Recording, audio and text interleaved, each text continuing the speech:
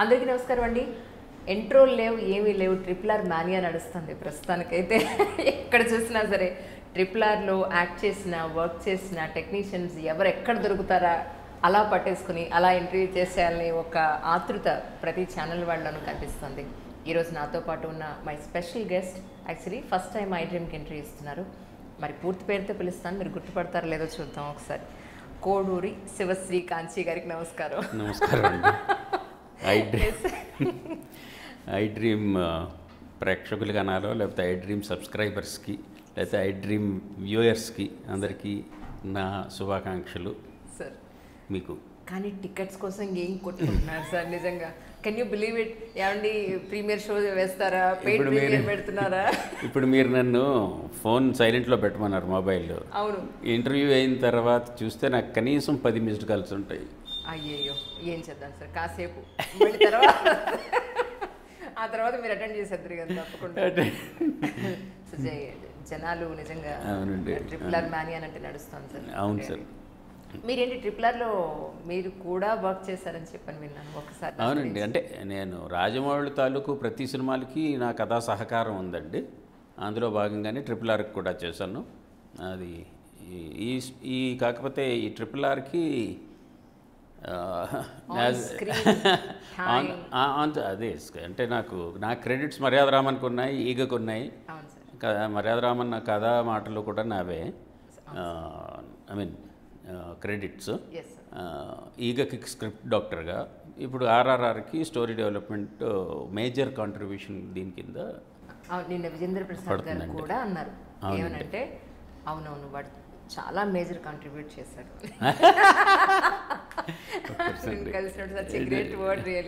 అనిపించింది. కాకపోతే అనుకుంది ఏంటంటే అండి, 2 ఇయర్స్లో అయిపోద్ది అనుకున్నాం. యాజ్ యూజువల్ 5 ఇయర్స్ పట్టింది. అంటే ఈగ తర్వాత బాహుబలి అవటానికి, అంటే బాహుబలి 1, 2 అయ్యిందని అనుకోండి, 2 సినిమాలు అయింది. బట్ కంటెంట్ అది ఒక సీక్వెల్ అనేది తీసి పక్కన పెడితే ఒకటే సినిమా కింద లెక్క. అది 5 ఇయర్స్ పట్టింది. ఇది ఇద్దరు హీరోలు ఉన్నారు కాబట్టి 2 సినిమాల లెక్క. ఇది కూడా ఇది 5 ఇయర్స్ పట్టింది. కానీ అదే మూడ్ టెంపోని అన్ని సంవత్సరాల పాటు సస్టైన్ చేయడం చాలా కష్టం కదండి. అవునండి. అన్ఫార్చునేట్లీ మనకి మధ్యలో ఈ కోవిడ్ సిచ్యువేషన్ వల్ల ఒక 2 ఇయర్స్ వేస్ట్ అయిందండి. వేస్ట్ అవ్వడం అంటే అలాగా ప్రతిదీ ప్రొలాంగ్ అయిపోయింది కదా. స్కెడ్యూల్స్ ప్లాన్ చేయడం, క్యాన్సిల్ అవ్వటం, మళ్ళీ డేట్స్ అందరికీ కలవాలి, మళ్ళీ అందరూ రికపరేట్ అవ్వాలి. ఒకరికి కోవిడ్ వచ్చినా సరే క్యాన్సిల్ అవ్వటం, వీటిలో చాలా అంటే ఎక్స్పెండిచర్ కూడా పెరిగిపోయింది. అట్లాగే టైం ఈజ్ మనీ అండి. ఆ రకంగా కూడా ఇదైంది. కానీ ఇందులో నేను ఒక బయట చూశాను విజయ్ ప్రసాద్ గారిది, ఈవెన్ ఫైట్తో సహా చాలా ఎమోషనల్గా ఫీల్ అయ్యి ఏడుస్తాను. ఎగ్జాక్ట్లీ అండి. అంటే ఇప్పుడు జనరల్గా కమర్షియల్ సినిమాల్లో ఫైట్లో హీరో ఎలివేషన్ కోసం ఉంటాయండి. బట్ రాజమౌళి సినిమాల్లో ప్రత్యేకించి ఫైట్ అనేది ఎప్పుడు కూడా ఇమోషన్ కంటెంట్ తోటే ఉంటుంది. అంటే దానికి ఒక ఇమోషనల్ బ్యాక్గ్రౌండ్ ఉంటుంది ఆ ఫైట్ దీనికి. ఇందులో ప్రతి దీని వెనకాల అంటే ముఖ్యంగా ప్రతి యాక్షన్ సన్నివేశం వెనకాల కాన్స్టెంట్గా ఒక ఇమోషనల్ కోషెంట్ వర్క్ అవుతూనే ఉందండి. కానీ ఆ స్టోరీ రాసేటప్పుడు, లేకపోతే స్టార్టింగ్ నుంచి ఎండింగ్ వరకు ఈ 5 సంవత్సరాల జర్నీలో రాజమౌళి గారు మీరు రాసిన వాటిలో ఎప్పుడన్నా ఇది నాకు నచ్చలేదు, దీని వర్షన్ మార్చు, లేదంటే ఇది కాదు, ఇంకోటి ఇంకా బెటర్మెంట్ కావాలి మనకి అంటే ఇట్స్ ఎ జర్నీ అండి. రాజమౌళితో ప్రత్యేకించి ఎలా ఉంటుందంటే అండి, తనకి ఏమాత్రం సాటిస్ఫాక్షన్ లేకపోయినా, అంటే షూట్ స్టేజ్లో కానీ, లేకపోతే ఎడిట్ స్టేజ్లో కానీ తను అనుకున్న ఎఫెక్ట్ రాకపోయినా, లేకపోతే తను అనుకున్న దానికి ఏదైనా చిన్న తేడా అనిపించినా మళ్ళీ వెంటనే ఒక మీటింగ్ కన్వీన్ చేసి రైటర్స్ అందరినీ పిలిచి, అంటే నన్ను విజేంద్ర ప్రసాద్ గారిని నన్ను కూర్చోబెట్టి హీ విల్ డిస్కస్ ఎవ్రీథింగ్. ఆ డిస్కషన్లో ఒక్కొక్కసారి చేంజెస్ జరుగుతూ ఉంటాయండి. జరగటం ఇట్స్ ఎ కాన్స్టెంట్ ప్రాసెస్ అంటాను నేను. ఎందుకంటే ఈ 5 సంవత్సరాల్లో కనీసం షూట్ జరిగిన ప్రతిసారి ఏదోటి, ప్రతి సీన్లోని, అంటే ఒక క్లోజ్లో కూడా ఒక చిన్న ఎక్స్ప్రెషన్లో కూడా ఆ ఎక్స్ప్రెషన్ పర్ఫెక్టా కాదా అనటానికి కూడా రచయితల తాలూకు అభిప్రాయం తీసుకుంటాం తనకి అలవాటు అండి. ఆ భాగంగానే మనం ఈ 5-year జర్నీలో కూడా చాలా ఎక్కువ టైం గడపటం జరిగిందండి.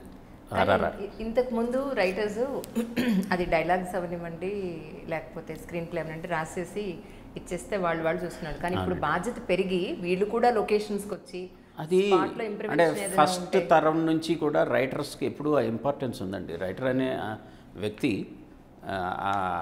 ఆ post through out the cinema అంటే ఈవెన్ ఎడిట్ స్టేజ్లో కూడా ఇప్పుడు ఆయన రైటర్ రాసింది తెర మీదకి ఎక్కించడం దర్శకుడు పని అయితే ఆ దర్శకుడు చేస్తున్న దాన్ని మళ్ళీ ఫైనల్గా ఎడిటర్ ఎడిట్ చేసిన తర్వాత రచయిత దర్శకుడు కలిపి అనుకున్నటువంటి meaning of that scene or script or story వచ్చిందా లేదా అన్నది ఫైనల్గా ట్రాన్స్లేట్ అయిందా లేదా అన్నది చూసుకోవాల్సిన బాధ్యత రచయిత మీద కూడా ఎంతో ఎక్కువ ఉంటుంది. కాబట్టి చివరి వరకు ఉండటం జరిగేదండి. కాలక్రమేణా ఏంటంటే నెమ్మదిగా ఒక బీటెన్ సినిమాలు రావటం మొదలుపెట్టిన దగ్గర నుంచి రచయితకి ఇంపార్టెన్స్ తగ్గటం మొదలుపెట్టిందండి. ఇంపార్టెన్స్ తగ్గటం అంటే సర్లే వేరే హంగులు వేరే ఆర్భాటాలు సినిమాలో ఎక్కువైనప్పుడు న్యాచురల్లీ ఇది అట్లాంటిది నెగ్లెక్ట్ చేయటం జరుగుతుందండి. బట్ రైటర్ తాలూకు అభిప్రాయం కానీ ఒక రైటర్ తాలూకు కాంట్రిబ్యూషన్ కానీ రైటర్ తాలూకు సిన్సియారిటీ కానీ చివరి వరకు మెయింటైన్ అయితే ఆ ప్రోడక్ట్ తాలూకు ఆ ప్రోడక్ట్ చాలా మీనింగ్ఫుల్గా ఉంటుందండి ఫైనల్గా వచ్చేసరికి. అంటే సక్సెస్ అనేది మళ్ళీ మనం అది ఎవరు ప్రెడిక్ట్ చేయలేరండి. ఎంత సక్సెస్ అవుద్ది ఎంత ఏ రేంజ్కి అవుతుంది అన్నది మనం చేయలేం. కానీ వాళ్ళు అనుకున్నట్టుగా తెర మీదకి ఎక్కిందా లేదా అన్నది చూసుకునటంలో రచయిత బాధ్యత చాలా ఎక్కువ ఉంటుందండి. మీరు కూడా వెళ్ళారా లొకేషన్స్కి? చాలాసార్లు వెళ్ళామండి. చాలాసార్లు వెళ్ళటం జరిగింది. ఆ వెళ్ళటంలో కూడా మనం ఊహించినప్పుడు ఆ లొకేషన్లో ఈ సీన్ జరుగుతూ ఉంటుంది, ఈ సన్నివేశం ఈ పలానా లొకేషన్లో జరుగుతుందని చెప్పేసి మనం స్టోరీ డిస్కషన్స్లో అనుకుంటున్నప్పుడు ఆ ఎఫెక్ట్ వచ్చిందా లేదా అన్నది చూడటం కోసం కూడా వెళ్ళాలి మనం. వెళ్ళి కరెక్ట్గానే ఉంది మనం అనుకున్నట్టు మనం ఊహించినట్టుగానే మనకు ఎదురుకుండా కనపడుతుంది అంటే మొత్తం తీసేసిన తర్వాత అయ్యో ఇది కాదు మేము ఇలా అనుకోలేదు. ఇప్పుడు ఒక ఏదో హాస్పిటల్లో అని అనుకుంటే అక్కడికక్కడ దొరికే హాస్పిటల్ పల్లెటూరులో కార్పొరేట్ హాస్పిటల్ ఎలా వస్తే మీరు కార్పొరేట్ హాస్పిటల్లో తీస్తారు ఇది సీన్ మ్యాచ్ అవ్వట్లేదు అని అనొచ్చు. ఎగ్జాంపుల్కి చెప్తున్నాను. అది సిటీలో జరుగుతున్నప్పుడు లేదో ఒకటేదో వేరే ఏదో ఒక మంచి పురాతనమైన టెంపుల్ చూడితే సిటీలో ఎక్కడ ఉంటాయి ఇట్లాంటివన్నీ దీనికి ఒక మంచి ఎగ్జోటిక్ లొకేల్లో ఒకటి ఉంటే బాగుంటుంది కదా అని చెప్పేసి అనుకుంటున్నాను. సో ఇలాగా మ్యాచ్ అవుతుందా లేదా అని చూడటం కోసం కూడా జోగ్రఫీ కానీ ఆ లొకేషన్ కానీ కథాపరంగా అది మ్యాచ్ అవుతుందా లేదా అని చూడటానికి కూడా రచయిత అవసరం ఉంటుందండి. ఎందుకంటే రచయిత దర్శకుడు కలిపి ఊహించుకుంటారు కాబట్టి అంటే ఆ డిస్కషన్ స్టేట్లో వాళ్ళ ఊహలో ఒకటి ఉంటుంది కాబట్టి అది వాళ్ళ ఊహలకు తగ్గట్టుగా రచయిత దర్శకుడు ఇద్దరు తాలూకు ఊహలకు తగ్గట్టుగా ఆర్ట్ డైరెక్టర్ డిజైన్ చేశాడా లేదా అన్నది కూడా చూసుకుంటంలో వెళ్ళాల్సి ఉంటుందండి. ప్రాక్టికల్ అప్లికేషన్ టైం అంటే మనం ఇది కథ తయారు చేయడం థియరీ అయితే దాని ప్రాక్టికల్ అప్లికేషన్ డైరెక్షన్ చేసి దాన్ని తీయటం ఆ టైంలో కూడా రచయిత వెళ్ళి అక్కడ ఉండి దాన్ని చూస్తే అది ఉపయోగపడుతుందే కానీ నష్టం ఏం లేదండి, నష్టం జరుగుతుంది. ఒకవైపు రామ్ చరణ్ గారు ఇంకోవైపు జూనియర్ ఎన్టీఆర్ గారు ఇద్దరు కూడా చాలా సరదాగా ఫన్నీగా వీడియోస్ అన్నీ యూట్యూబ్లో నట్టింటి అందరూ చూస్తున్నారు నిజంగాను. మీరు షూటింగ్ సమయంలో కానీ మీరు లొకేషన్లోకి వెళ్ళినప్పుడు కానీ మీరు సరదాగా స్పెండ్ చేసింది ఫన్నీయెస్ట్ మూమెంట్ అంటే ఏం చెప్తారు? ఎందుకంటే చాలా అల్లరి చేసేస్తున్నారు, మామూలు అల్లరి చేయట్లేదు అసలు కెమెరా ముందు కూడా. ఉన్నాయండి చెప్పకూడదా? అంటే ఇద్దరు కూడా డౌన్ టు ఎర్త్ పర్సనాలిటీస్ అండి. ఎక్కడ కూడా ఈగో అనేది ఉండదు, తక్కువ అసలు. అంటే మనం ఎదురైనప్పుడు కూడా అందరితోటి బాగా పలకరించి మాట్లాడటం ఇద్దరు హీరోలకి ఉంది. అది చాలా ప్లెజెంట్ అట్మాస్ఫియర్ కింద ఉంటుందండి. అంటే ఏదో పెద్ద స్టార్ హీరోస్ అనేటటువంటి ఒకనొక లేబుల్ తోటి ఉండరు ఇద్దరు. దట్స్ వన్ గుడ్ థింగ్ అండి. సార్ మా వైపు నుంచి మాకు ఒక చిన్న ఏమంటారు అసహనం ఒకటి ఉంది, అది మేము వెలుబుచ్చుకోవాలి మీ ముందు. పెద్ద సినిమాలు వచ్చినప్పుడు జనరల్గా కొన్ని పర్టికులర్ వీళ్ళే ఐదర్ వీడియో అన్నా రెడీ చేసి అందరికీ ఇచ్చేస్తున్నారు, లేదు అని అంటే ఓన్లీ శాటిలైట్ ఛానల్స్ వాళ్ళని మాత్రమే పిలుస్తున్నారు. మీ ద్వారా RRR టీం అందరికీ విన్నవించేది ఏంటి అని అంటే యూట్యూబ్ ఛానల్స్ అని దయించి మీరు చిన్న చూపు చూడకండి. ఎందుకంటే క్వాలిటీ ఉన్న ఛానల్స్, నిజంగా ఒరిజినల్గా జర్నలిస్టులు వర్క్ చేసే ఛానల్స్ ఉన్నాయి. అలాంటి ఛానల్స్ని గుర్తించి మీలాంటి పెద్ద సినిమాల వాళ్ళు కూడా మాకు ఇంటర్వ్యూలు ఇవ్వాలని మనస్ఫూర్తిగా కోరుకుంటున్నాను. ఎందుకంటే మీరు ఒక వీడియో రిలీజ్ చేస్తారు, అందరూ కలిసి ఒక రిలీజ్ చేస్తారు. ఓన్లీ TV9 కొన్ని I'm not suppose to use the channel names, but particular అంటే మరి తెలియదు కదండి, ఇప్పుడు టైఅప్ ఉందేమో తెలియదు కదా. అవును సార్, అవును సార్. టైఅప్ ఉన్నప్పుడు న్యాచురల్లీ దాన్ని ఆనర్ చేయాల్సినటువంటి అవసరం ఉంటుంది. అవును సార్, దట్స్ ట్రూ. పార్ట్నర్స్గా, మీడియా పార్ట్నర్స్గా వాళ్ళు ఉన్నారనుకోండి, వాళ్ళకి ప్రిఫరెన్స్ ఇవ్వాల్సి ఉంటుంది. అవును. అలా కాకుండా జనరల్గా చేసే దాంట్లో యూట్యూబ్ ఛానల్స్ను కూడా పాపులర్ యూట్యూబ్ ఛానల్స్ అడగొస్తే కొన్ని యూట్యూబ్ ఛానల్స్ శాటిలైట్ ఛానల్స్ కన్నా కూడా బాగా పాపులర్. ఎందుకంటే ఇప్పుడు the same content satellite channels కూడా యూట్యూబ్లో అప్లోడ్ చేస్తూ ఉంటాయి, బట్ మనం వ్యూస్ చూస్తూ ఉంటాం కదా. వ్యూస్ చూస్తే ఇప్పుడు మీ ఐ డ్రీమ్ లాంటి దానికి ఉన్న వ్యూస్ చాలా ఎక్కువ ఉంటాయి కొన్ని శాటిలైట్ ఛానల్స్ కదా. అదే దాన్ని బట్టి అర్థమవుతుంది ఏంటంటే మీకు వ్యూయర్షిప్ ఎక్కువ ఉంది. మీరు అన్నది కూడా తీసుకోవాలండి, పరిగణలోకి తీసుకుని డెఫినెట్గా యూట్యూబ్ ఛానల్స్ కూడా ఈ ప్రమోషన్కి వాడుకుంటాం, లేకపోతే ఎంకరేజ్ చేయటం అన్నది జరిగితే ఇంకొంచెం బాగుంటుందండి. ఇంకొంచెం కాంపిటేటివ్గా కూడా ఉంటుంది, అండ్ ఇంకొంచెం రీచ్ మైలేజ్ కూడా ఎక్కువ ఉంటుంది. మాకు కూడా అడ్వాంటేజ్ అది. అవును సార్, అవును సార్. కానీ మీ జనాలకి, జనరల్ పబ్లిక్కి మీరు ఒక రైటర్ అన్న దానికన్నా కూడా మీరు ఒక యాక్టర్గానే చాలా మందికి తెలుసు. న్యాచురల్లీ యాక్చువల్లీ ఫస్ట్ మిమ్మల్ని చూడగానే అమృతం ఒకటి ఓన్ చేసేసుకుంటారు, అరే అమృతంలో చేశారు కదా ఆయన అని. ఆ తర్వాత సునీల్ గారి సినిమాలో కొబ్బరి బొండం, అవునండి, ఈ రెండు చాలా రిలేట్ చేసేసుకుంటారు మిమ్మల్ని. యాక్చువల్లీ అంటే తెర మీద కనిపించే వ్యక్తి న్యాచురల్లీ ఎక్కువ ఐ మీన్ ప్రజల్లోకి వెళ్ళిపోవటం జరిగింది, రికగ్నిషన్ ఎక్కువ ఉంటుందండి న్యాచురల్లీ ఒక ఆర్టిస్ట్ గారు. ఇంకా నయం ఇప్పుడండి, ఒకప్పుడైతే పాపం టెక్నీషియన్స్ ఎవరు కూడా ఎలా ఉంటారో కూడా తెలిసేది కాదు.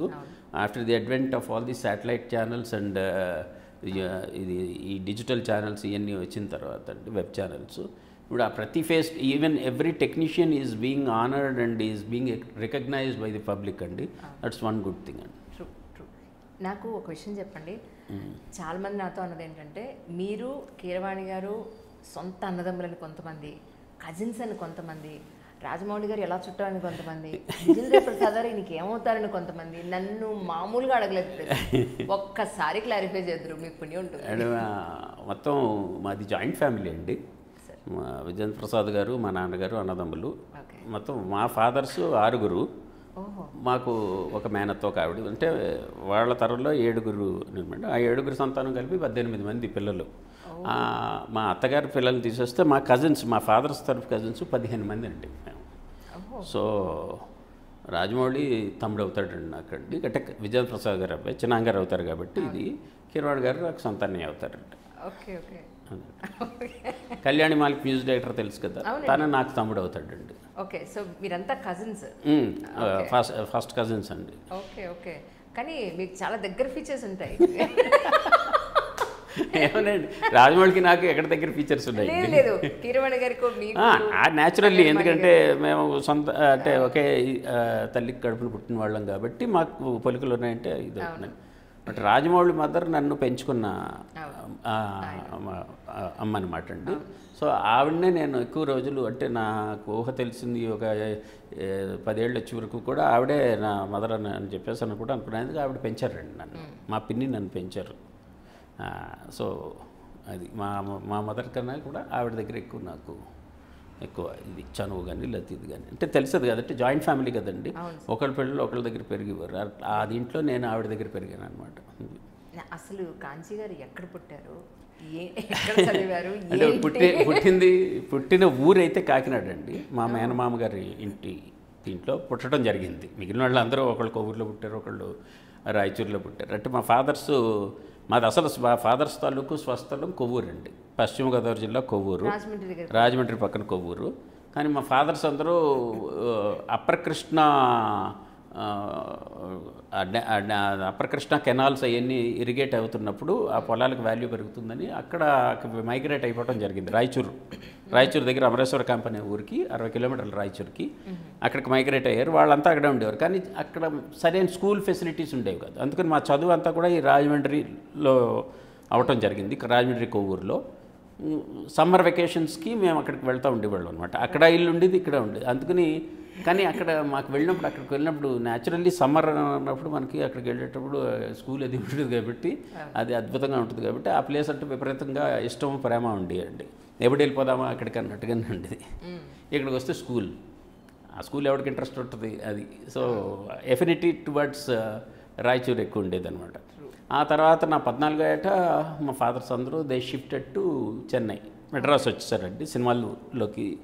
సినిమాలు తీద్దామని, సినిమాలు ప్రొడ్యూస్ చేద్దామని, డైరెక్ట్ చేద్దామని అన్నది ఇంట్లోకి వచ్చేసారు. అప్పుడు ఆ దీంట్లో భాగంగా నేను కూడా మెడ్రాస్ రావడం జరిగింది. సో మై హయ్యర్ ఎడ్యుకేషన్ అంతా కూడా చెన్నైలో జరిగింది.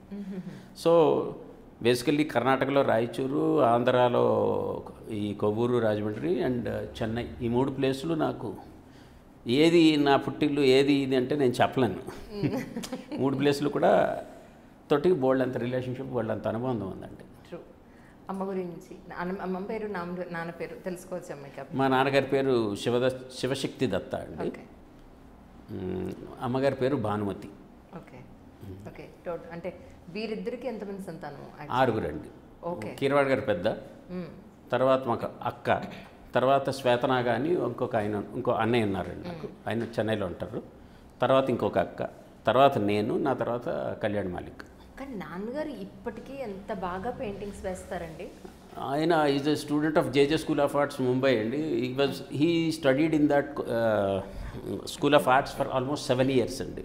Is a good painter, is a musician. అంటే హార్మోనియం వాయిస్తారు, సితార్ వాయిస్తారు, తర్వాత సంగీత స్వరాలు తెలుసు. He can play piano also.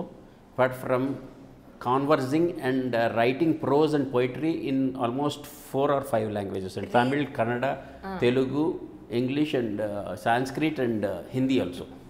నాకు రీసెంట్గా ఇక్కడ ల్యాబ్స్లో కలిశారు. 2 బౌండెడ్ స్క్రిప్ట్స్ రెడీగా ఉన్నాయి అంజలి. పాయింట్ అదిరిపోతుంది, నెక్స్ట్ మూవీ ఇది వస్తుంది అన్నారు. నిజమా సార్? 91 or something కదా సార్? 91? హీఈస్ రన్నింగ్ 90 అండి. ఇప్పుడు 90 years అండి ఆయనకి. Completed 89 last October. World record అవుతుంది సార్. మీరు కనుక సినిమా ఇది తీస్తే, లేదా పాయింట్ మీరు అనుకున్న పాయింట్ కనుక వస్తే, నేను నెక్స్ట్ ఇంటర్వ్యూ మీదే సార్ అన్నాను. ఎంత బాగా రెడీ అవుతారు సార్ ఆయన కదా. Because he has got, he is Bombay hit అండి ఒక రకంగా చెప్పాలండి. ఎందుకంటే ఆయన ప్రైమ్ యూత్లో హీ వాజ్ ఇన్ ముంబై అండి, బాంబే అప్పట్లో. మేమేముంది, మేము కొవ్వూరు అనే ఒక పల్లెటూరులో పెరిగిన వాళ్ళు. సో మాదంతా కూడా పల్లెటూరు టేస్ట్, కానీ ఆయనదంతా కూడా కొంచెం అర్బన్ టేస్ట్ అండి. మాకు ఇన్ఫ్యాక్ట్ అది కొంచెం షాకింగ్గా ఉండేది. ఆయన డ్రెస్సింగ్ స్టైల్ కానీ ఇది కానీ కూడా షాకింగ్ అండ్ ఎంబరాజింగ్ కూడా అండి. బాబు ఆయన ఏంటి మొత్తం అంతా ఇలాంటి డ్రెస్సులు వేసుకుంటున్నారు అని చెప్పేసాను ఆయనని. బట్ తర్వాత లేటర్ ఆన్ సబ్సిక్వెంట్గా నా లైఫ్లో నేను బాంబే వెళ్ళిన తర్వాత నేను చూసింది ఏంటంటే ఎవ్రీబడి వాజ్ లైక్ హిమ్ అండి. అవును, ట్రూ ట్రూ. దానికి రెడీ అవ్వడానికి వయసుతో సంబంధం లేదు. అది నాకు కొత్త విషయం ఎప్పుడు తెలిసిందంటే, మీరు మంచి చెస్ ప్లేయర్ అని. రీసెంట్గా మనం చేసిన మూవీలో మీరు హీరోయిన్కి నేర్పించారు స్టెప్పులు ఎలా వేయాలి అనేది. I was really so surprised అండి నిజంగా. ఒక రైటర్. చెస్ చాలా ఇష్టం అండి. చెస్ ఆడతాను నేను. మచ్చినా గారు అంటే మా ప్రసాదం గారు, విజయేంద్ర ప్రసాద్ గారితో ఎక్కువ చెస్ ఆడాను నేను, చాలా ఎక్కువ. ఎంతలాగంటే ఆయన హ్యాండిక్యాప్ ఆడాలి అంటే ఏంటంటే ఆయన ఫస్టే నేను 2 pawns తీసేయాలి, తీసేసి ఆడాలి అనమాట. ఆ తర్వాత దాంట్లో కూడా నెగ్గితే తర్వాత ఆయనే విన్ అయ్యేవారా? నేను విన్ అయ్యేవాడు తీసేసి. ఆ తర్వాత దాన్ని మళ్ళీ కొంచెం స్కేల్ పెరుగుద్ది. ఏంటంటే నెక్స్ట్ బిషప్ తీసేయాలి, ఆ తర్వాత నైట్ తీసేయాలి, ఆ తర్వాత రుక్ కూడా తీసేయాలి. అవి తీసేసి కూడా నేను నెగ్గాను, అంతవరకు వెళ్ళాను. ఇంకా అది అయిన తర్వాత క్వీన్ తీసేసి ఆడు, నువ్వు నెగ్గాలను. అసలు మంత్రి తీసేసి ఎలా ఆడతాము అసలు? అయినా నేను ఓడిపోయి చిరాకు వచ్చింది ఈ ఆటలు నేను ఆడినాను. ఇప్పటికీ still you know what he does. ఏం చేస్తారంటే ఆయన ట్యాబ్ పెట్టుకుని ఆయన చెస్ నేను ఇంకా మానేసానండి చెస్ ఆడటం. ఆ తర్వాత ఆయన ఇప్పటికీ చెస్ ఆడుకుంటూ ఉంటారు. ఇలాగ ఇప్పుడు ఎలా కంప్యూటర్లో చెస్ వచ్చింది కాబట్టి ఆ ట్యాబ్ పెట్టుకుని దాంట్లో ఆయనకు కావాల్సినట్టుగా 4-5 మంత్రులు పెట్టుకుంటారు ఆయన. అప్పుడేంటికి కంప్యూటర్కి ఏముండవు, అలా ఆడుకుంటూ ఉంటారు ఆయన. దట్స్ ఈజ్ ఫన్ అండి. ఏం చేస్తా చూద్దామని. బట్ స్టిల్ ఒక్కొక్కసారి the computer is so it's a genius కదండి కంపేర్ టు.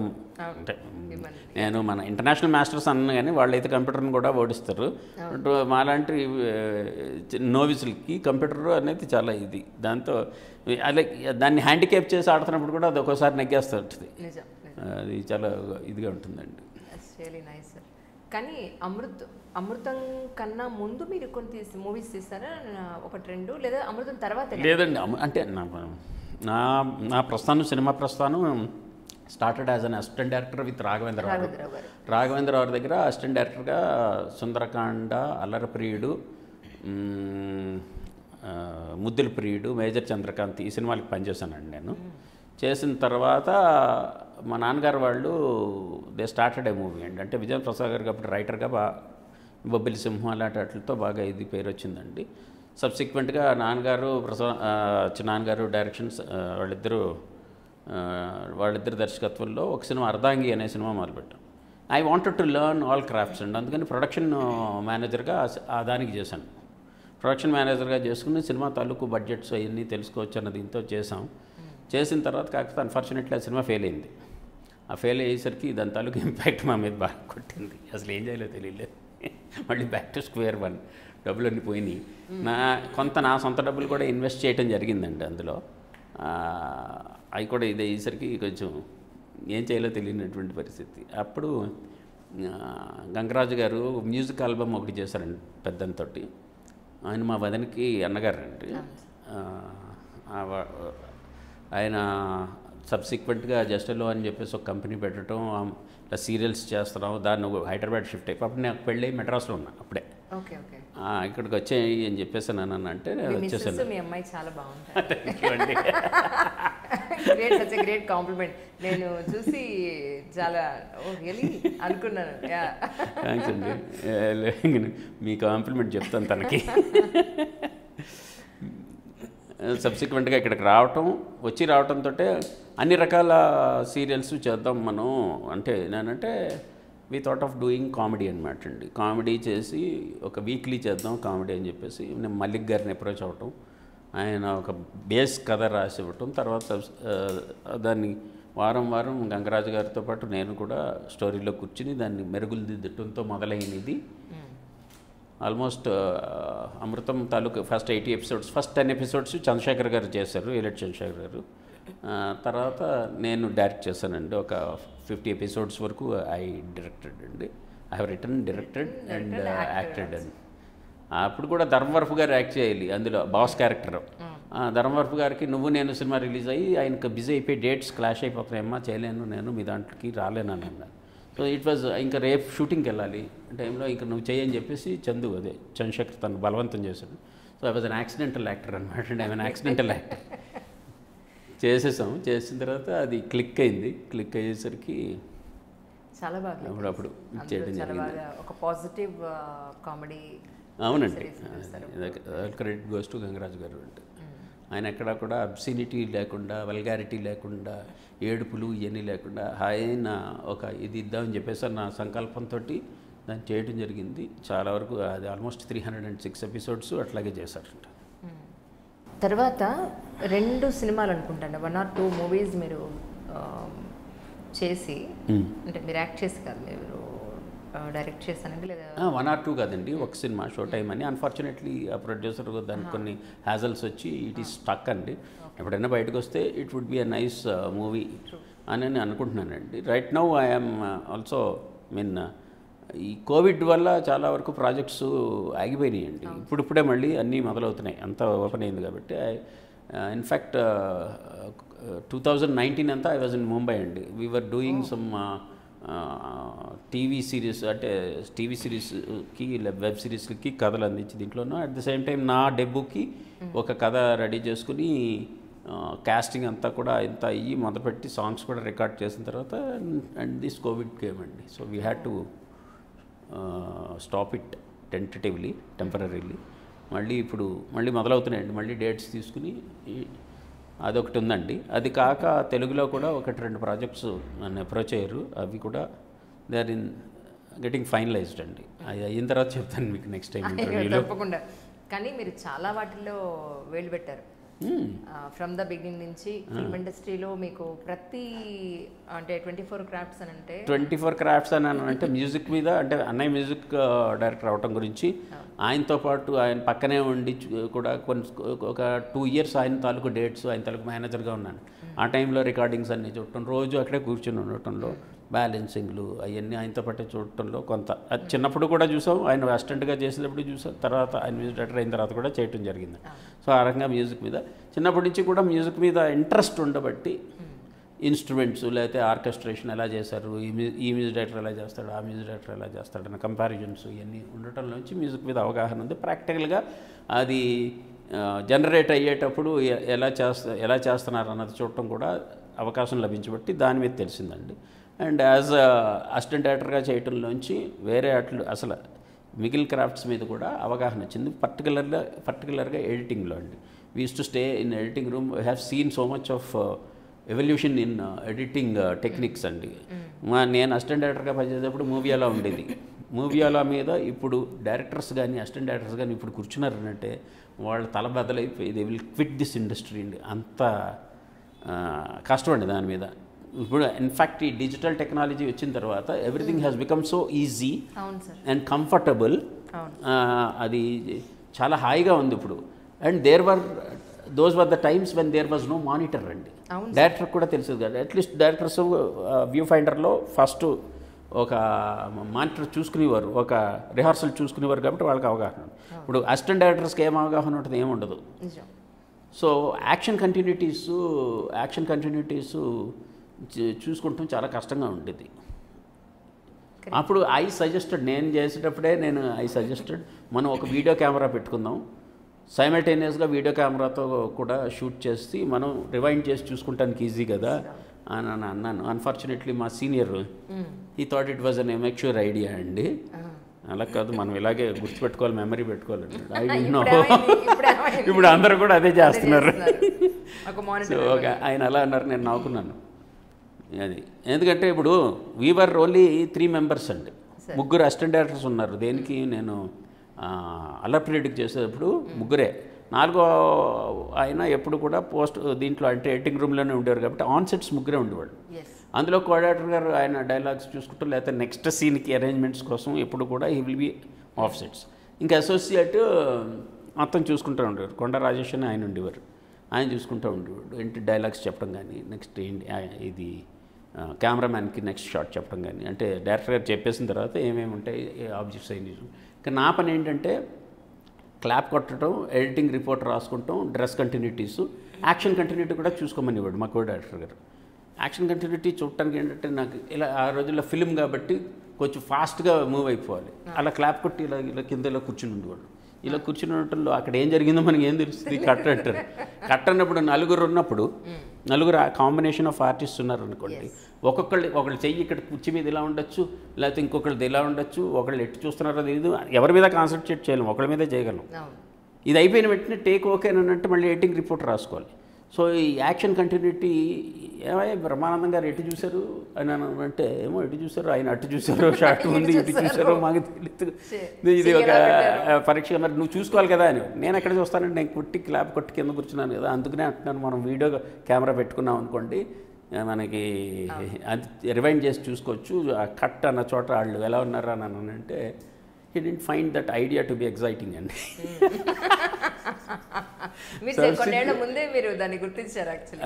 సబ్సిక్వెంట్గా మేము సీరియల్స్లోకి వచ్చి అసలు మా మాటకు వస్తే సినిమాల్లో కంటే సీరియల్స్లో ముందు వచ్చిందండి. మానిటర్స్ ముందు ఉన్నాయి. Serials use to have good action continuity, ఎందుకంటే వాళ్ళు చూసుకునేవారు కాబట్టి రివైండ్ చేసి చూసుకుంటాం ఈజీ.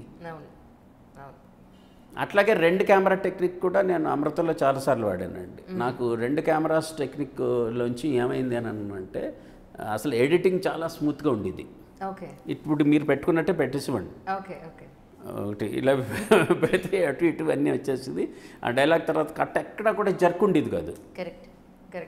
మనకి ఇక్కడ ఇబ్బంది అయినా ఆ ఫ్రేమ్ తీసుకుంటాం, అది ఇబ్బంది అయినప్పుడు ఈ ఫ్రేమ్ తీసుకుంటాం ఆబ్వియస్లీ. దీంట్లో ఎడిటింగ్ అన్న దాంట్లోంచి చెప్పేది ఏంటంటే అండి, నా మిస్సెస్ నాతో పాటు అమృతంకి పనిచేసింది సీత. ఫస్ట్ తను ఎఫ్సిపి నేర్చుకుంది. సుధాకర్ గారు అని ఆయన దగ్గర ఎఫ్సిపి నేర్చుకుని ఫైనల్ కట్ ప్రో అప్పుడు అందరూ కూడా యావిడ్లోనే చేసేవారండి. అది ఫైనల్ కట్ ప్రో గంగరాజు గారు he's an avid believer in Apple products అండి. సో ఎఫ్సిపి తెప్పించి దాన్ని మాన్యువల్ అది చూసి కొంత సుధాకర్ గారి దగ్గర నేర్చుకుని షీ స్టార్టెడ్ ఎడిటింగ్ ఇట్ అన్నమాట. సో లక్కీగా తను ఉండటంలోంచి నా ఇష్టం వచ్చినట్టు తీసినా సరే తను అన్నీ ఎడిట్ చేసి ఇదంతా పర్ఫెక్ట్గా పెట్టేది. తర్వాత పొద్దునంతా షూట్ అయ్యేసరికి సాయంత్రం అయ్యేసరికి తీసుకెళ్తే రాత్రి అంతా ఎడిట్ చేసి మర్నాడు పొద్దున్న చూపించారు. సో ఆ రకంగా చాలా ఇదిగా నాకు ఉపయోగపడి, అంటే మేమిద్దరం కలిపి చేసాం చాలా. మీరు లవ్ మ్యారేజ్ ఏంటి? కాదండి, అరేంజ్ మ్యారేజ్. Arrange marriage. పాప ఏం చదువుతుందండి? పాప right now she completed her BBA అండి. She's planning to pursue her masters in Australia.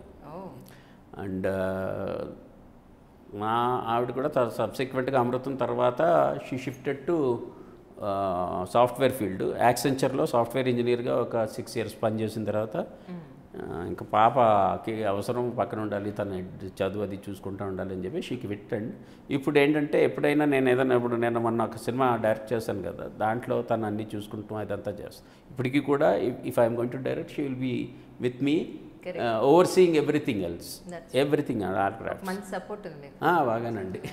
మా ఇంట్లో అందరికీ అలా కుదిరింది కాబట్టి అదొక లక్కీ ఇదండి. Spouse being active in partners in profession. That's nice. మీవి ఎపిసోడ్స్ చూస్తున్నప్పుడు మీ ఎంట్రీ చేయాలనుకున్నప్పుడు ఒక అమృతం ఎపిసోడ్లో రమ్మగారు కనపడ్డారు నాకు. అమృతం చెప్తానండి. బడ్జెట్స్ టీవీ అంటేనే బడ్జెట్ కదా, చాలా తక్కువ కదండి. అంటే మనం వీళ్ళని తక్కువలో చేయాలి. ఆర్టిస్టులు పిలిస్తే ఇప్పుడు ఉన్నమాట చెప్పాలి అని అంటే, ఒక రీజనబుల్ ఆర్టిస్ట్ అందంగా కనపడి ఒక ఫీమేల్ ఆర్టిస్ట్ని రప్పించాలని అంటే మాకు 1000 rupees per day each thing. అప్పట్లోనే మామూలు 500 అంటే మనకు తగ్గ రిఫైన్డ్ ఫేసెస్ రావటం కష్టం అండి. ఏమాత్రం కొంచెం అందం ఉండి కొంచెం యాక్టర్స్ ఎస్టాబ్లిష్డ్ వాళ్ళు పిలుద్దామంటే వాళ్ళు 2000-3000 అడిగేవారు. బికాజ్ ఫుల్ లెంత్ రోల్స్ అయితే 1000 రూపాయలకి అది చేస్తారు, కానీ మనం ఒక్క రోజుకి పిలిస్తే న్యాచురల్లీ ఎక్కువ అడిగేవారండి. సో నేను ఏంటంటే ఏం పెట్టుకున్నానంటే, ఇలాగైతే మనకు అవ్వదని చెప్పేసి 2 dates ప్రాబ్లం అయిపోయింది. సో నా అసిస్టెంట్ డైరెక్టర్లు అందరూ కూడా ఆర్టిస్టులు అవ్వాలన్నాను నేను. వాళ్ళు మీకు చేసి పనే ఉంది, మీరు ఆర్టిస్ట్ కమ్ అసిస్టెంట్ డైరెక్టర్. అలాగే వాసు అని, ఇంటూరు వాసు అని సర్వం క్యారెక్టర్ చేశారు కదండి. తను మీరు చూడండి ఫస్ట్ ఎపిసోడ్స్లో ఆఫీస్లో క్లర్క్ కింద ఉంటాడు. తర్వాత సబ్సిక్వెంట్గా మా మొత్తం బేస్ అంతా హోటల్కి షిఫ్ట్ అయిపోయిన తర్వాత అతనికి సర్వం క్యారెక్టర్ చేస్తాం. అలాగా చేసి మీరు చేసి తీరాల్సింది. నా అసిస్టెంట్ డైరెక్టర్స్ అందరూ యాక్ట్ చేశారు. రమ ఆవిడ తను అప్పుడు తను దీనికి ప్రొడక్షన్ దీంట్లో ఉండేవారండి తను అక్కడ జస్ట్ ఎల్ఏలో. సో నాకు ఎలాగూ చిన్నప్పటి నుంచి ఆ దీంట్లో చెప్పాలంటే రమావత్సల షీ ఈజ్ మై క్లాస్మేట్ అండి యాక్చువల్లీ. సో చిన్నప్పటి నుంచి నాకు బాగా పరిచయం. తన్ని ఒక క్యారెక్టర్ నువ్వు చేయాల్సిందే రా అని చెప్పేసి తీసుకుని వెళ్ళిపోయి కూర్చోబెట్టి చేసి వాళ్ళు మాకు ఎవరు లేరు నువ్వే అని చెప్పి అలా దొరికిన వాళ్ళు దొరికినట్టుగా. ఎంతమంది పిల్లలు కావాలంటే మా ఇంట్లో పిల్లలు భైరవ సింహ వీళ్ళందరూ కూడా యాక్ట్ చేస్తారు. చిన్న చిన్న చిన్న పిల్లలు దీంట్లో. ఇంకా మన కిమ్స్ భాస్కర్ రావు పిల్లలు, తర్వాత గురవారెడ్డి గారు, సన్షైన్ గురవారెడ్డి గారి పిల్లలు, డాక్టర్ గురవారెడ్డి గారి పిల్లలు, వాళ్ళందరితో కూడా యాక్ట్ చేయించేసేవాళ్ళం. వాళ్ళు రమ్మని వాళ్ళ చిన్నపిల్లలు ఏందైనా అంటే వాళ్ళు రమ్మని వాళ్ళంటే చేయించడం ఇలాగ ఎవరికాళ్ళే. సో చుట్టాలు ఏదంటే మనకి అసిస్టెంట్ డైరెక్టర్స్ ఎవరైనా తెలిసిన వాళ్ళు. ఆ రకంగా ఒకసారి మన తినున్నారు కదా హను ఆర్పుడి, తను కూడా అమృతంకి ఫస్ట్ అసిస్టెంట్ డైరెక్టర్గా జాయిన్ అయ్యాడు. తను ఒకసారి నేను ముగ్గు ఎపిసోడ్ చేస్తున్నా నా ఇనీషియల్ డేస్లో. సంక్రాంతి ముగ్గు అమ్మాయిలు కావాలి, గృహిణులు కావాలి, ముగ్గులు కాంపిటీషను. మనకేమో బడ్జెట్లో అంటే హీ టుక్ దట్ ఇదండి, నేను తీసుకొస్తాను మీకు ఎందుకండి అని చెప్పేసానని. తన దిల్సుఖ్ నగర్లో ఉండేవాడు. తనకు తెలిసిన కాలనీలో ఉండే మహిళా మండలిని అందరినీ తీసుకుని వచ్చేసాడు. మీరు ముగ్గులు కాంపిటీషన్ మీరు టీవీలో కనబడతారు రండి. It turned out to be so beautiful episode. మనం ఒరిజినల్ ఆర్టిస్ట్లో జూనియర్ ఆర్టిస్ట్లో పెట్టుకున్నా అంత ఇది రాదు మనకి. వాళ్ళందరూ చక్కగా ముగ్గులు వేసుకుంటే వేస్తారు. ఆ ఎపిసోడ్ అంతా పర్ఫెక్ట్గా తీసుకున్నాను, అందంగా కనపడ్డారు, అంత బాగుంది అనమాట. అలాగా చేసేవాడు. తెలిసిన వాళ్ళందరినీ తీసుకొచ్చేయండి అని వాళ్ళు. రోడ్డు మీద ఎవడన్నా షూటింగ్ చూడటానికి వచ్చాడు అనుకోండి, నువ్వు వెళ్ళరా అని చెప్పేసానని. మనకేమన్నా క్రౌడ్ కావాలనుకున్నప్పుడు ఒక 5 నిమిషాలు వెయిట్ చేయని చెప్పేసి వాళ్ళందరినీ పట్టుకుంటాం, వాళ్ళందరి మీద షార్ట్ తీయటం, పంపేయటం. ఇలాగా దొరికిన వాళ్ళందరినీ ఆఖరికి సెట్ బాయ్స్ని కూడా పెట్టాను నేను. సెట్ బాయ్స్ వీళ్ళందరూ చిన్న చిన్న క్యారెక్టర్లకి వచ్చే దీనికి నువ్వు ఇటురా అని చెప్పేసానని, ఇది చెయ్యి అంటే అది చేయటం, డైలాగ్ చెప్పడం, వెళ్ళిపోవటం.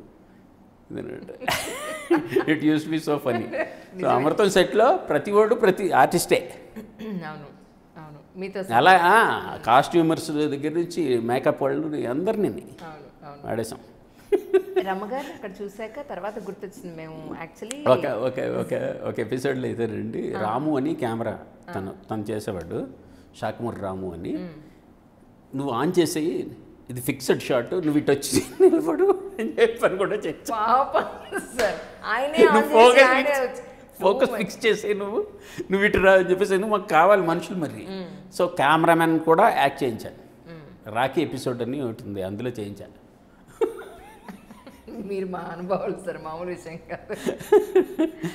రమ్మగారిని అక్కడ చూసిన తర్వాత నాకు అప్పుడు గుర్తొచ్చింది, మేము జీ ఆల్ఫా అని స్టార్టింగ్ జీ తెలుగు, జీ 24 గంటలు ఒకటే ఆపోజిట్ బిల్డింగ్లో ఉండేవి ఖైరతాబాద్లో. కింద సిటీ కేబుల్ ఉండేది. మేము అక్కడ క్లాష్ అయ్యేవాళ్ళం యాక్చువల్లీ. నడుచుకుంటూ వెళ్ళేటప్పుడు ఒకళ్ళు, లిఫ్ట్లో వెళ్ళేటప్పుడు ఒకళ్ళు. మాది 3rd ఫ్లోర్లో ఉండేది. నేను సిటీ కేబుల్కి వచ్చేవాళ్ళన్న విషయం అప్పుడు నేను తర్వాత గుర్తించాను. ఈ వీడియో ఎక్కడో చూసాను ఎప్పుడండి, ఏ ఇయర్లో అండి? Almost 2005 or 2006 sir. ఓకే. అప్పుడు గుర్తొచ్చింది నాకు, లేదు అక్కడ చూసాను నేను న్యూస్ రీడర్గా చేసేవారు అన్న విషయం. కానీ సార్ ప్రతి మనిషి లైఫ్ జర్నీ ఎక్కడి నుంచి మొదలవుతుందో ఎక్కడికి వెళ్తుందో అనిపిస్తూ ఉంటుంది. అంతే కదండి కదా. అంతేనండి. It's a great journey. నేను అప్పుడు అనుకున్నాను అన్నమాట. తర్వాత కొన్ని సంవత్సరాలుగా నేను కొన్ని మూవీస్ చేస్తూ వస్తున్నాను. యాక్చువల్లీ 2 సినిమాలు చేసేటప్పటికి అందరూ డైరెక్టర్లు అయిపోతున్నారు. అవునండి. వాళ్ళు ఓన్గా స్టోరీలు పిక్ చేసుకోవడం, లేకపోతే వేరే స్టోరీ పట్టుకుని నేను డైరెక్ట్ చేస్తాను. మీరు ఇన్ని సినిమాలు చేసి, ఇంత పెద్ద పెద్ద డైరెక్టర్స్ దగ్గర వర్క్ చేసి, మీరు ఇప్పటి వరకు ఎందుకు ఇంత డిలే అయింది అని అంటే ఏం చెప్తారు? ఏమోనండి, అంటే it's so happen like that. అంటే ఒకటి అండి, నేనేంటంటే కథ విషయంలో నేను కాంప్రమైజ్ అవునండి. నేను అనుకున్నది చేసే వీలు ఉండాలి. నా ఫస్ట్ ఇదే. నేను ఏమనుకున్నా అంటే, నేను అసిస్టెంట్ డైరెక్టర్గా నా స్టింట్ అయిపోయిన తర్వాత రాఘవేంద్ర గారి దగ్గర నేను ప్రొడక్షన్లో జాయిన్ అవడానికి కూడా ఏంటంటే, మనం డబ్బులు సంపాదించి మన సినిమా మనమే డైరెక్ట్ చేసుకోవాలి. అప్పుడు నో పర్సన్ వుడ్ ఇంటర్ఫియర్ అన్న ఉద్దేశం అనమాట. డబ్బులు సంపాదించుకోవాలి, సినిమా చేయాలి అనేది. సరే, సబ్సిక్వెంట్గా కుదరలేదు. అందులో ఒక ఎదురు దెబ్బ తగిలింది. తర్వాత అసిస్టెంట్ డైరెక్టర్గా ఇది చేసిన తర్వాత I was suppose to do ఒక సినిమా అప్పుడే చేయాలి. ఇది అమృతం సినిమా కూడా చేద్దామని అనుకున్నామండి. కానీ కుదరలేదు. అప్పుడు వాళ్ళ కారణాల వల్ల కుదరలేదు. ఆ తర్వాత రాజమౌళి బాగా సింహాద్రి సినిమాతోటి బాగా బిజీ అవటం, ఇందులోకి రావటం, కథలు చేసుకుంటూ చెప్దాంలే అని చెప్పేసి నన్ను అనుకుంటూ అట్లా డాట్ చేయింది. మర్యాద రామన్ తర్వాత కూడా నేను చేద్దాం అనుకుని ఒక సబ్జెక్ట్ రెడీ చేసుకున్నాను. మొత్తం హీరోలకు కొంతమందికి చెప్పానండి, ఆగమనటం, తర్వాత చేద్దాం అంటూ అలా ఇదైంది. So finally I got my break with నేను అనుకున్న సబ్జెక్ట్ని ఇది చేద్దామని అనుకుని చేసిన తర్వాత ప్రొడ్యూసర్ తన కన్స్ట్రైంట్స్ నుంచి హీ షెల్వ్డ్ ఇట్. అంతా రెడీ అయ్యి ఉంది, ఆయన ఎప్పుడు రిలీజ్ చేసుకుంటే అప్పుడు రిలీజ్ చేసుకుంటాడండి, అదొకటి. బట్ తర్వాత హిందీలో లక్కీగా ఆపర్చునిటీస్ రావటం మొదలుపెట్టినాయండి. నా ఐడియాస్కి Hindi would be better, Hindi medium would be better ఇది అని చెప్పేసి అని కూడా అనుకుంటాం జరిగిందండి. తెలుగు చేయకూడదని కాదు, ఐడియాస్ ఎక్కువ హిందీ ఆడియన్సెస్కి వర్కౌట్ అవుతాయేమో అని ఒక అనుమానం. మేబీ అది నేను రైటా కాదా అన్నది మనం చేసిన తర్వాత తెలుస్తుంది. అంటే నేను రీసెంట్గా చూస్తున్న ట్రెండ్ ఏంటంటే, 1 లేదా 2 సినిమాలు అసిస్టెంట్ డైరెక్టర్ చేయగానే తన ప్రయత్నాలు చేసి ఖచ్చితంగా నా ఓన్గానే చేయాలని వెయిట్ చేసేస్తున్నారు. ఇప్పుడు మీరు అన్నట్టు నేను డబ్బులు సంపాదించి నా డబ్బే నేను డైరెక్ట్ చేసుకోవాలన్న పాయింట్లో మీరు ఆలోచించారు. బట్ నేనేంటంటే అదేనండి, అంటే చెప్పచ్చండి, అంటే చిన్నపాటి ఉన్నమాట చెప్పాలి అని అన్నట్టండి, వాళ్ళకి లేనిపోని ఇది కొంచెం చెప్పాల్సి ఉంటుందండి. అది నాకు ఇష్టం ఉండదు.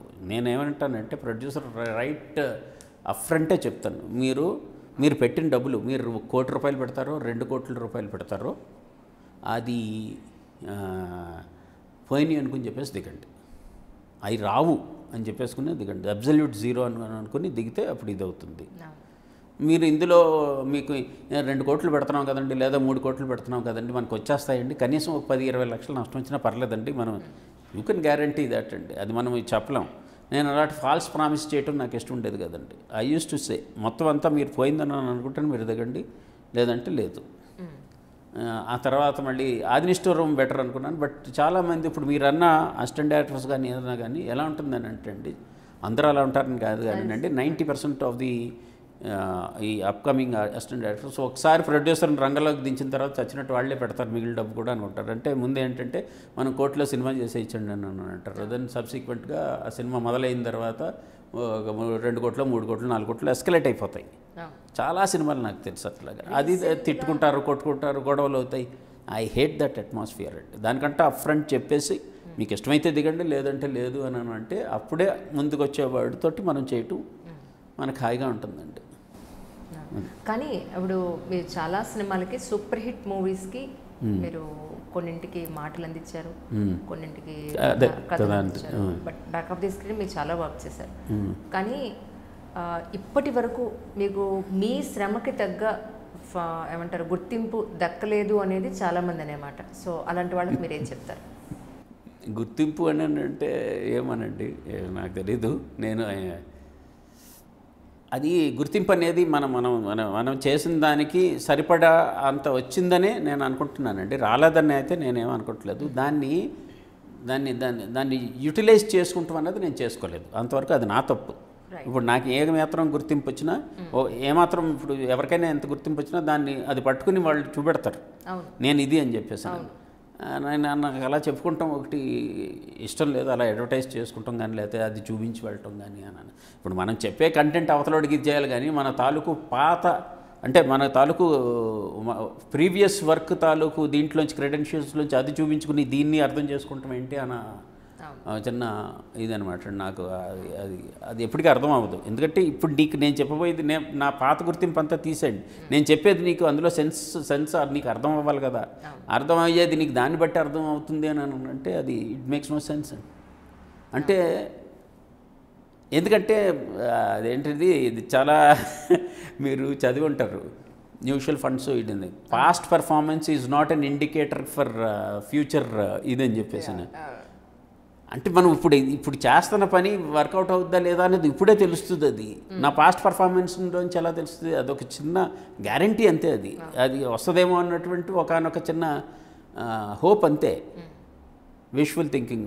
అది అలాగే రావాలని లేకపోతే అంతే సక్సెస్ అవుద్దని ఎలా చెప్పగలం? ఇప్పుడు మనం చేస్తుంది, నేను ఇంతకుముందు ఇడ్లీ బాగా చేశాను కాబట్టి ఇప్పుడు పూరి కూడా అంతేలాగా వస్తుందని ఎలా అనుకోగలరు? నేను ఒక వంటగాడిని అని చెప్పేసి మాత్రమే చెప్పగలుగుతాను. ఇప్పుడు నేను వండేది పూరి, నువ్వు ఇడ్లీ అంత నీ పాత ఎంత ఇడ్లీ ఎంత సక్సెస్ అయిందో ఈ పూరి కూడా అంత సక్సెస్ అవుద్ది అంటే ఎలా చెప్పగలుగుతాను? నేను చెప్పలేను. నేను కానీ బయట జనాలు అనుకునేది ఏంటంటే కాంచీ గారిని ఒక కాంచీ గారిగా గుర్తించడం అనేది ఇప్పుడు ఈరోజు కూడా మన కీరవాణి గారి బ్రదర్ అనేది వచ్చేస్తుంది. ఈ విషయంలో ఆయన ఎప్పుడన్నా బాధపడ్డ సందర్భం ఉందా? ఏమండి కీరవాణి గారి బ్రదర్ అని అంటే నాకేమీ బాధ ఏం కాదు కదా. బట్ అదే నా ట్యాగ్ అని చెప్పేసి నన్ను అనుకుంటే అది కొంచెం అదేలేండి, ఎవరికాళ్ళు ప్రూవ్ చేసుకోవాలి కదా.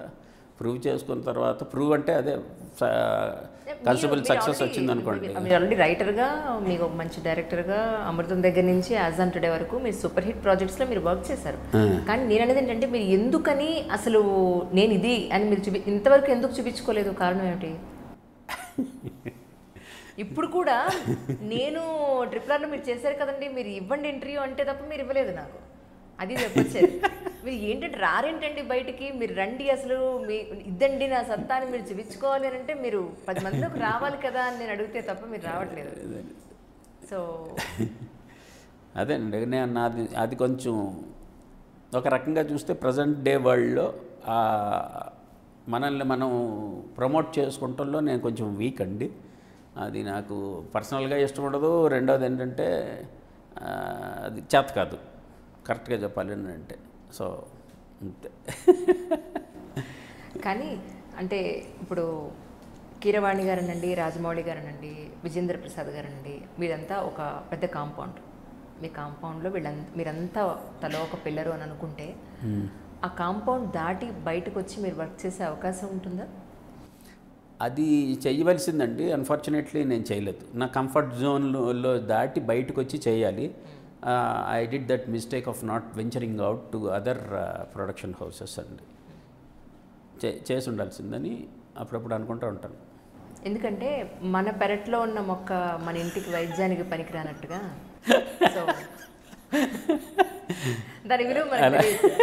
బయట కొంతవరకు నిజమండి, కొంతవరకు అది వదలండి, బయటికి వెళ్ళాలి అంటే వీలున్నంత కాంటాక్ట్స్ పెట్టుకోవాలి కూడానండి. కొంత పెట్టుకోలేదు, అది బయట వాళ్ళతో కాంటాక్ట్స్ పెట్టుకోలేదు, అది పెట్టుకుని ఉంటే బాగుండేది అని చెప్పేసి అప్పుడప్పుడు అనుకుంటూ ఉంటా. అంటే ఇప్పుడు కమింగ్ డేస్లో మీరు సొంతగా ఒక కథ రాయాలన్నా, లేదా పూర్తి స్థాయిలో సింగిల్ కార్డ్లో మీ డైలాగ్స్ మీరంతటా మీరు రాయాలన్నా మీకు ఒకళ్ళ సపోర్ట్ అవసరం ఉందా యాక్చువల్గా? లేదండి, అది నేనే చేసుకోగలను. నేను ఇప్పుడు ఏదో ఒక కథ రాశాను అని అంటే ఫ్రమ్ స్టార్టింగ్ టు ఫినిషింగ్ నేను మొత్తం అంతా ఒక రాసేస్తాను. First thing what I do is, నాకు ఒక ఐడియా వచ్చిందంటే నేను పెన్ను పేపర్ తీసుకుని దాన్ని రాయటం మొదలు పెడతానండి. రాసి అది బైండ్ చేసి పెట్టేస్తాను, ఒక స్క్రిప్ట్గా పక్కన పెడతాను, దాన్నే చెప్తాను, దానికి సినాప్సిస్లో ఇస్తాను, నచ్చిందని అని అనుకోండి నిజం.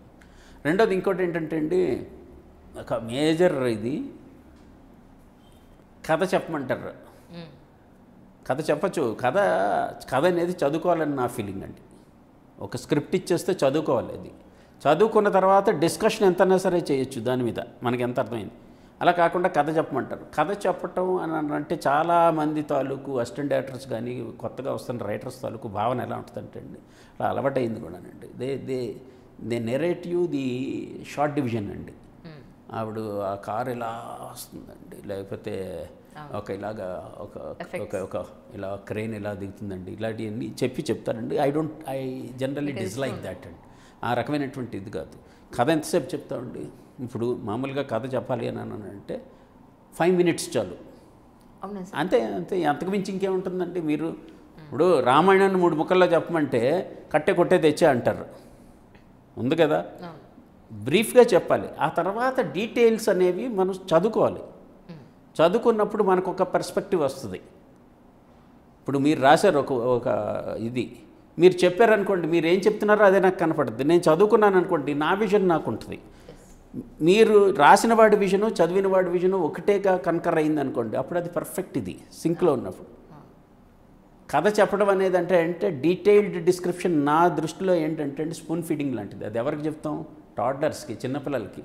అదిగోనమ్మ చందమామ, అదిగో ఎవడో బూచోడు వస్తున్నాడు, ఇవన్నీ చెప్తా స్పూన్ ఫీడింగ్ చేస్తాం. అది ఎందుకు? వాళ్ళ కాంప్రిహెన్షన్ లెవెల్ తక్కువ ఉంటుంది కాబట్టి చెప్తాం. కాంప్రిహెన్షన్ లెవెల్ ఎక్కువ ఉన్నవాడు పుస్తకం చదువుకుంటాడండి, వినటం ఏంటండి. కానీ ఇప్పుడు ఈ రోజుల్లో మీరు ఒక స్టోరీ రాస్తే ఖచ్చితంగా అందరికీ నెరేట్ చేయమని అడుగుతారు. అయితే కొంతమంది ఎందుకు అడుగుతారంటే, ఈ దర్శకుడు అంటే ఇతను డైరెక్ట్ చేయబోతున్నాడు కాబట్టి, కథ చెప్పే వ్యక్తి డైరెక్ట్ చేయబోతుంటే అతని తాలూకు ఇంటరాక్షన్ ఎలా ఉంది, అతని తాలూకు విజన్ తను చేసుకున్న దాని మీద ఎలా ఉంది, ఎంత కాన్ఫిడెంట్గా ఉన్నాడు అన్నది చూడటం కోసం కూడా కొంతమంది అడగచ్చు, తప్పులేదండి. బట్ అది ఎప్పుడు అడగాలి? వాళ్ళు చదివేసిన తర్వాత వాళ్ళు చదివేసిందని అతను ఎలా చెప్తున్నాడు అన్న దానికోసం అడగాలి. అలా ఉండదండి. అది ఒకటి బద్ధకం అవ్వచ్చు చాలామందికి. కొంతమంది ఆర్టిస్టులు అలా ఉండరండి. కొంతమంది హీరోలు కానీ హీరోయిన్స్ కానీ అందరూ కూడా చదువుతారు. నేను అది ఎక్కువ హిందీలో చూశాను. వాళ్ళు వినటం అన్నది చాలా తక్కువ అండి. మీరు బ్రీఫ్గా ఇంటరాక్ట్ అవుతారు. ఇంటరాక్ట్ అయిన తర్వాత then they will ask for script. మీ దగ్గర బాగుంటుందండి అని అడుగుతారు. ఏముంది మీ దగ్గర? సినాప్సిస్ ఉందా, లేకపోతే ట్రీట్మెంట్ ఉందా, లేకపోతే ఫుల్ స్క్రిప్ట్ ఉందా అని అడిగితే ఏది ఉంటే అది పంపిస్తాం. పంపించిన తర్వాత చదివిన తర్వాత దెన్ లేటర్ వి డిస్కస్. ఎందుకంటే వాళ్ళకి ఒక కాంప్రహెన్షన్ ఉంటుంది. దాని మీద వాళ్ళకి ఏమైనా డౌట్లు ఉంటే నాకు చదివిన దాన్ని బట్టి ఇలా అర్థమవుతుంది, మీరేమనుకుంటున్నారు, అసలు నాకు ఇక్కడ ఈ కన్ఫ్యూజన్ వచ్చిందనో, లేకపోతే ఇది చాలా బాగుందనో, ఇది బాగాలేదనో ఏదో ఒకటి చెప్తారు. Then we start discussing on it. That is more meaningful అండి. ఇప్పుడు RRR తర్వాత నెక్స్ట్ స్టెప్ ఏం తీసుకోబోతున్నారంటే ఏం చెప్తారు? RRR తర్వాత మహేష్ బాబు సినిమాకి యాజ్ ఆఫ్ నౌ ప్రాథమికంగా పనిచేస్తున్నామండి.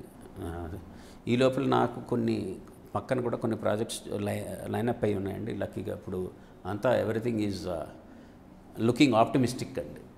ఇఫ్ ఎవ్రీథింగ్ గోస్ వెల్, ఒక నెమ్మదిగా నా డైరెక్షన్ కూడా మళ్ళీ మొదలు పెట్టుకుంటూ చేస్తాడు. ప్యారలల్గా వేరే హిందీలో కూడా 1-2 సబ్జెక్ట్స్ చేస్తున్నామండి. అవి కూడా కొంచెం పెద్ద ప్రాజెక్ట్సే. అవి కూడా మెటీరియలైజ్ అయితే అందులో కూడా నాకు మంచి మైలేజ్ వచ్చే అవకాశం ఉంది. ఇందాక మీరు చెప్పిన పాయింట్ 100% కరెక్ట్ సార్.